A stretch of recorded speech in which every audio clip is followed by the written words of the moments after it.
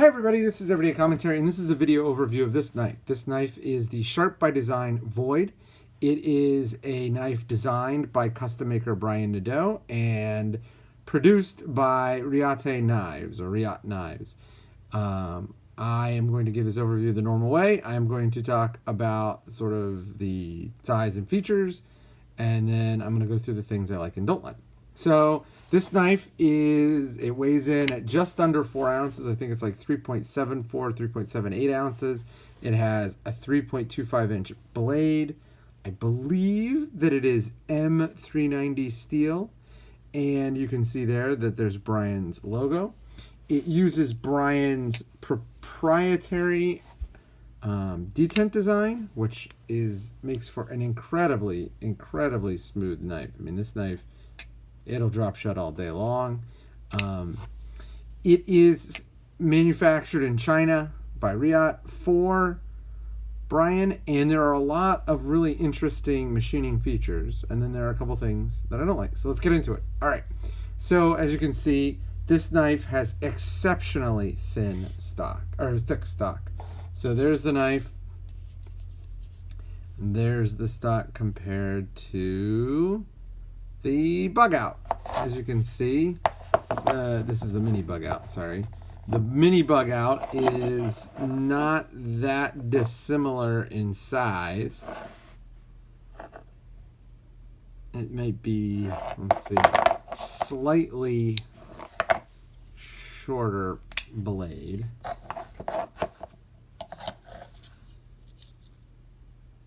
So there you go, that's like tip to tip. It is a significantly larger knife, as you can see there. I mean, it dwarfs the mini bug out. But it is a 3.25 inch blade. It has a really pronounced belly. There's really no flat spot, so this is going to be a knife that you're going to do all rocking cuts with. So let's get into the things I like. So first of all, I really like this clip. Most sculpted titanium clips are kind of crappy. So, for example, this is the Boost Mini Smoke, and this is one of my favorite knives right now, and the only thing I really didn't like is this is just super squared off, super pokey. You don't really ever hit the clip because of the way you hold the knife to open it, but I would strongly prefer a titanium clip like this one versus a titanium clip like this one. If you see right here, there are a couple of places where in a normal knife you might have a point, like you might have a point right there, and you might have a point right there. And Brian's design and Reate's implementation of that design took care to sort of eliminate those hot spots. I would also note that there is a good deal of spring tension, that this is a relatively thick clip, but because of the way it's designed, there's still good spring tension. This is not a pocket hook. This is an actual clip. The other thing that I would say about the clip is, in hand, it basically just covers up and disappears. It is gone. It's really great.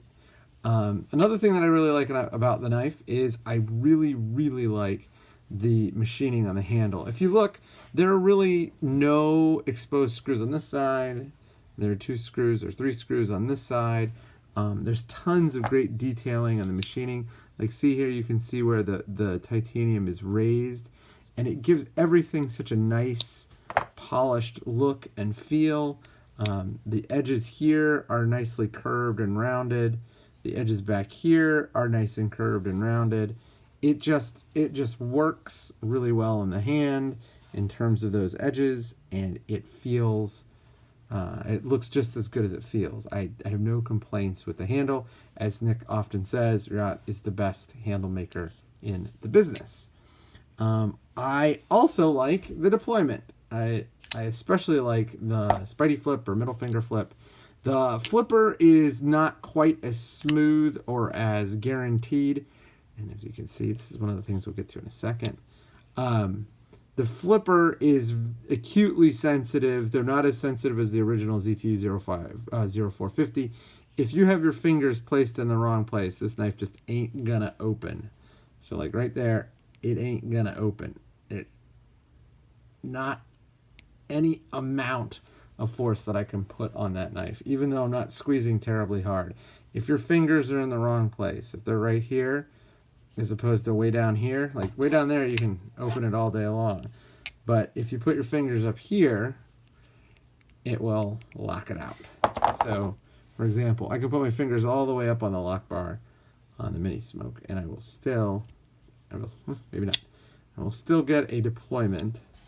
Obviously, if I do this one, because it's a liner lock, I will always get a deployment compared to a super budget knife. The Kershaw, what was this called? I forget. Anyway, Atmos, maybe? Always get a deployment. And so, you know, a lot of the issues that, let's try that again.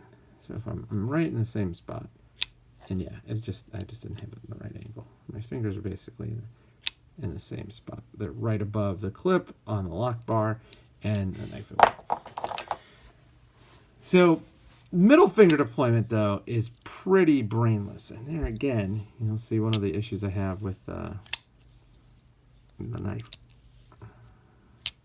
Middle finger deployment all day long. Interestingly, it's really hard to use this knife as a spidey hole. You can kind of do that two-finger lift thing that you can do with the new Nailnik Sebenza, but using it as a spidey hole, it's not great. The lower down you go, the better you get, because obviously you have mechanical leverage. Same reason why if you sit way at the tip of a seesaw, you can keep level with a much heavier person. So you're getting way more force out there on that little pivot. So those are the things. Obviously, I like the steel. I mean, the steel is great. So those are the things I like. I really like the handles, the way that they're finished mostly. I like the clip. The clip is fantastic. It might be the best sculpted clip ever. And middle finger deployment is great. The flipper, when you do your finger gymnastics just right, is very good. But let's get into some of the things I don't like. So, first of all, for a knife this size, it's very heavy. It's just super duper heavy. So this is a titanium frame lock. This is a titanium frame lock. This is obviously slimmer. It is also significantly thinner. I mean, the blade stock here is just massively thick. And that means that for the blade size, again, goodness, the weight is a little off. I mean, it's still under 4 ounces, which is like sort of some magic arbitrary number that came down on high from Nut and Fancy. But it is significantly heavier than it needs to be, and you'll see why. There is like no milling whatsoever other than this hole here, which gives the knife its name, I would assume. There's just nothing in terms of weight saving or weight reduction at all. I mean, it's thick titanium. It's sculpted, but it's still thick titanium, and it's a thick blade, and it's just heavy. It's chunky. But that's not the end of the world. There are 4-ounce knives that are this size that have been fine. The Techno and the Techno 2 were both okay, and they were, same materials, same size. It didn't really bother me all that much. The thing that really does not do well for me is all of the finger yoga that you have to do. So you have to have the flipper just right. When you do, it's fine, but it's just to be just right. But the other thing is, and you can see it here, the machining is very clearly telling you to jam your finger in here to disengage the lock bar. And sometimes you can just get, like right now, you can get a lockout where there is simply way too much pressure that needs to be placed there. And the end result is your finger is going to get clipped, pinched right there. And you can see I've been carrying the knife, and it kind of wears in over a while because you have to jam your finger right next to the lock, or right next to the flipper tab to disengage it. If you compare it to something like this knife, obviously it has no preference where your fingers are. This knife, you can get way up there and disengage it, or you can be way down here and disengage it. It just doesn't matter. The other thing is, if you notice here, again, finger yoga requirements, not my thing. If you notice here, the cutout is much bigger. It's way up here. That's the only thing that's really offering your finger any purchase. So you can just do the wedge method where you jam your thumb in and push over. But that, like I said, that ends up taking a lot more force than I should. Or you can do the pushover method, you know, like that.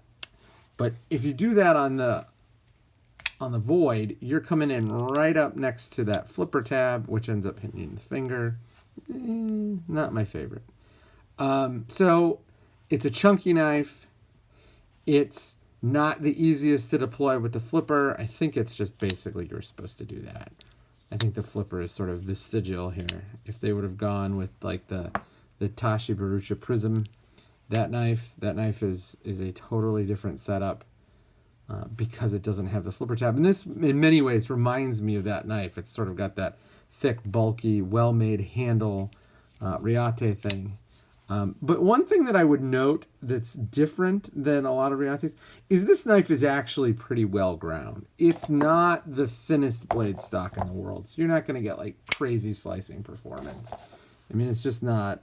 It's never going to slice like this knife. But you do actually get some pretty good slicing performance. I'm in my workshop. I always film these in my workshop, and I've been doing some refinishing.